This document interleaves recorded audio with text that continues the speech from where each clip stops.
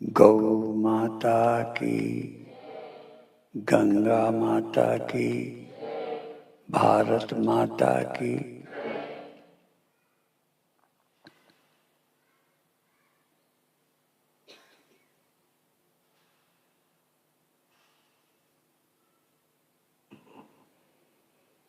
जो पता चलता है कि है पर रहता नहीं, जो भी सबको लगता है कि है, जैसे उदाहरण वो देंगे पर फिर समझाएंगे। जैसे घड़ा लोगों को लगता है लेकिन घड़ा नहीं है, असल में मिट्टी है जो घड़ा लगती है। और जो लगता है घड़ा वो थोड़ी देर बाद नहीं रहता, थोड़े दिन बाद नहीं रहता, थोड़े वर्ष बाद नहीं रहता, लेकिन जो है वो सदा रहता है।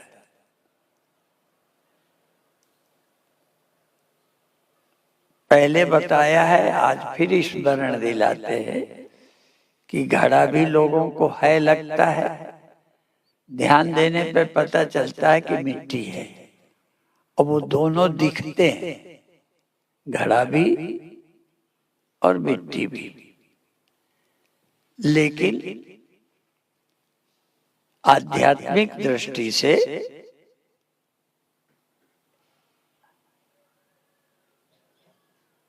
जगत तो दिखता है, शरीर दिखता है, इंद्रियां मालूम पड़ती हैं, मन मालूम पड़ता है,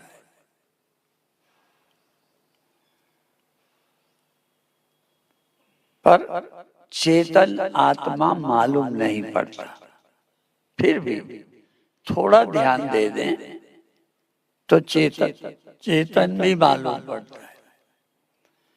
क्योंकि जब कोई चीज पता चलेगी तो जो पता चलती है वो दृश्य है, ज्ञान का विषय है। जिसको पता चलता है वो ज्ञान का विषय नहीं है, ज्ञान रूप है। जैसे मन कभी नहीं लग रहा तो मन का पता चला, और मन का पता न चलता तो कोई समस्या ही नहीं थी। मन ही है जो दुखी हो जाता है, सुखी हो जाता है, नहीं लगता है, क्रोध आ जाता है, भय आ जाता है, सब मन में आता है और हमें पता चलता। यदि मन में आए पता ही न चले तो किसी को दुख भय होता ही नहीं। तो ये इनका बोध तो होता है पर ये बदलते रहते हैं। पर एक चेतन है जिसको इनके होने का पता चलता है। तो जिसके होने का पता चलता है और जिससे इनके होने का पता चलता है वो मैं है, चेतन है।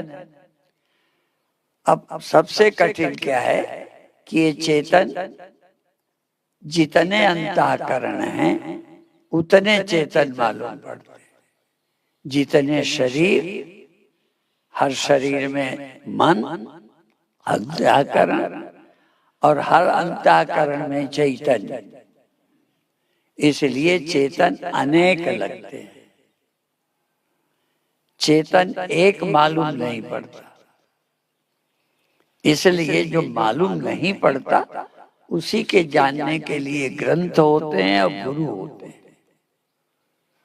पहले प्रवचनों में बताया है पर प्रसंग बस फिर याद दिलाते हैं।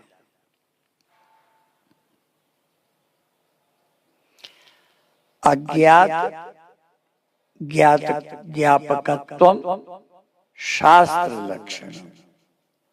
शास्त्र किसे कहते हैं, ग्रंथ किसे कहते हैं? अज्ञात ज्ञापकत्वम, जो ज्ञात नहीं हो रहा उसको ज्ञात कराए उसका नाम शास्त्र है। जो बिना शास्त्र के जानते हैं उसके लिए शास्त्र व्यर्थ है।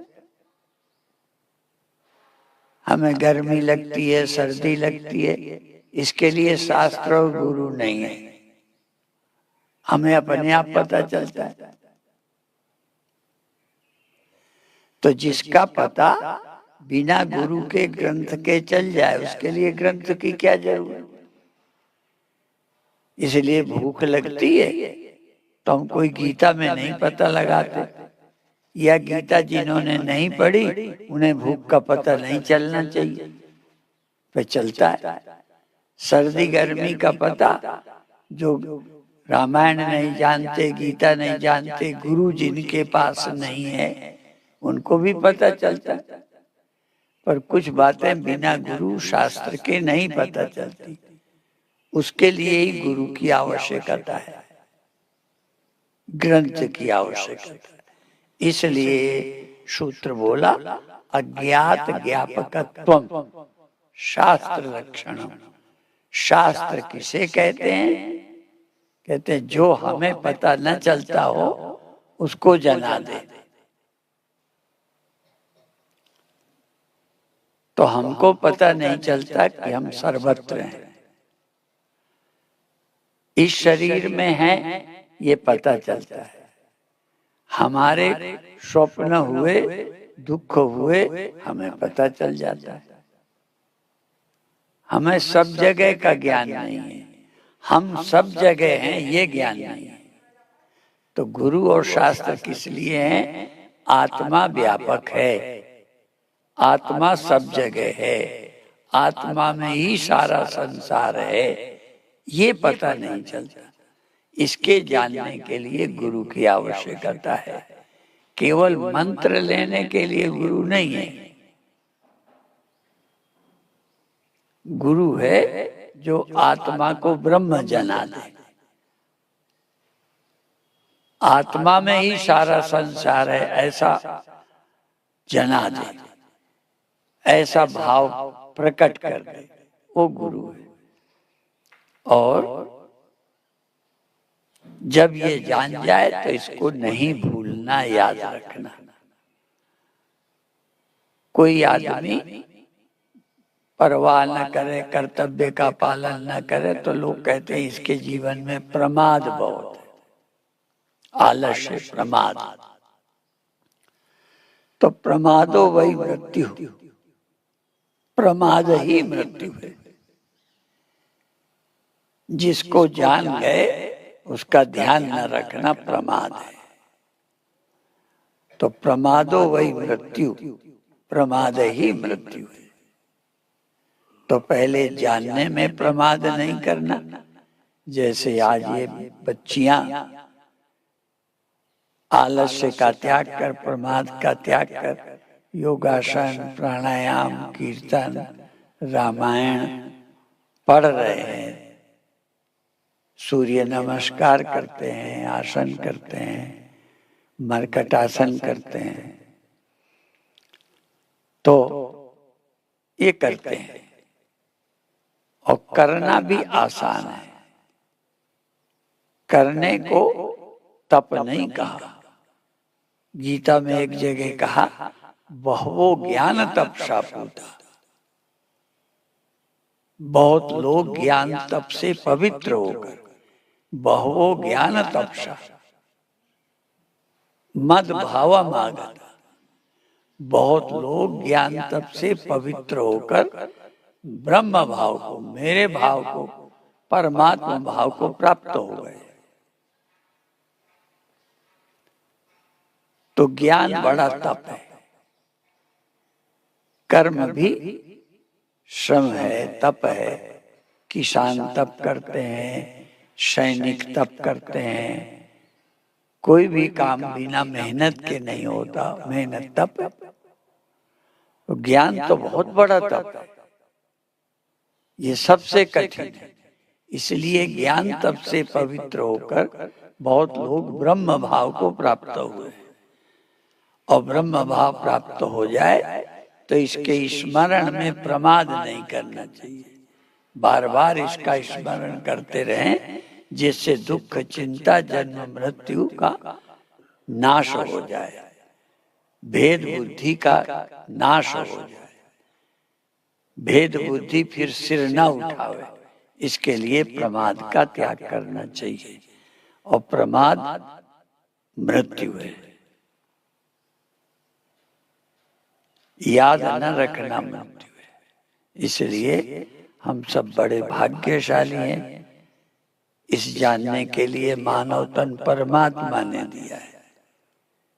ये भी बार बार सुनाया जाता है कि 3 चीजें परमात्मा की कृपा से मिलती हैं। मनुष्य का देह, मुक्त होने की इच्छा। हम सब दुखों से मुक्त हो जाए। जन्म मृत्यु, कोई ना कोई दुख घेरता रहता है, हम रोज मेहनत करते हैं। ऐसा कोई व्यक्ति नहीं है सुखी होने के लिए कुछ कर ना रहा हो, सुबह से शाम तक सुखी होने के लिए ही करते हैं, परंतु सफल नहीं होते, फिर दुख फिर दुख। तो इस सफलता के लिए क्या है? मनुष्य का देह चाहिए। इन सब से सदा के लिए छूटने की इच्छा चाहिए। मनुष्य देह, इनसे सदा के लिए छूटने की इच्छा। जन्म मृत्यु दुख से थोड़े क्षण के लिए नहीं, थोड़े क्षण के लिए तो दुख से सब मुक्त हो जाते, थोड़े क्षण के लिए तो भय से सब मुक्त हो जाते, फिर सिर उठाता है। तो इनसे सदा के लिए छूट जाए ऐसी इच्छा, मुमुक्षुत्व। मनुष्य का शरीर, मुक्त होने की इच्छा और मुक्त करने के लिए ज्ञान देने वाले महापुरुषों का आश्रय, ये 3 चीजें बिना गुरु की, बिना ईश्वर की कृपा के नहीं मिलती। यदि मिले तो समझ, मनुष्य शरीर मिले तो पहला मान लो एक ईश्वर की कृपा तो है। नहीं हम अच्छे कुत्ते होते, पालतू होते, खूब हमारी सेवा होती, अच्छी जाति के घोड़ा होते, खुजाए जाते, मालिश होती, अच्छा भोजन मिलता। केवल पुण्य से तो कुत्ता भी हो सकते थे, केवल पुण्य से तो अच्छी जाति के घोड़ा हो सकते थे। इसलिए हम केवल पुण्य से मनुष्य नहीं बने, पुण्य के साथ, पुण्य तो थे, ऐसा नहीं है कि हम पापी थे, पुण्य तो थे, परंतु हम पर ईश्वर की कृपा भी थी। क्योंकि पुण्य का फल तो कुत्ता बना के दे देते, घोड़ा बना के दे देते, गाय बना के दे देते। इसलिए भगवान की हमारे पुण्य भी थे। हम पापी इतने होते तो मनुष्य न बनते, पुण्य तो थे, पर ईश्वर की कृपा न होती तो पुण्य फल तो और कहीं मिल जाता। तो मनुष्य का देह ईश्वर की कृपा से मिला है। और मनुष्य का शरीर मिलते बड़े पद पाने में लग जाते और कोई नाम कमाने में लग जाते, लोग अपनी वाहवाही के लिए जीवन लगा देते। लेकिन हम उसके बजाय कल्याण के लिए रुचि रखी है, ये भी ईश्वर की कृपा है। नहीं लोग नाम कमाने में लग जाते, हमारा नाम देश के खिलाड़ी करते हैं। अच्छी बात है, बुरा नहीं है, पर फिर भी कल्याण की इच्छा नहीं। इसलिए मनुष्य का शरीर कल्याण की इच्छा, और फिर इच्छा होने पर महापुरुष मिल जाए। ये ठग मिल जाते हैं, धोखा देने वाले गुरु मिल जाते हैं, वो भी कुछ ना कुछ तो सिखाते ही। तो 3 चीजें परमात्मा की इच्छा से, देवानुग्रह, परमात्मा का अनुग्रह होता है तो मिलती है। तो हम लोगों को समझना चाहिए भगवान की एक कृपा मनुष्य मिले और अच्छी जगह जाने का अवसर, सुनने का अवसर मिलता है, और प्रबल अंदर से उत्कंठा हो जाए, मुमुक्षा, मोक्ष की इच्छा हो जाए तो समझो परमात्मा की पूरी कृपा है। ओम शांति शांति शांति। एक आध बेटियां भजन सुना दें।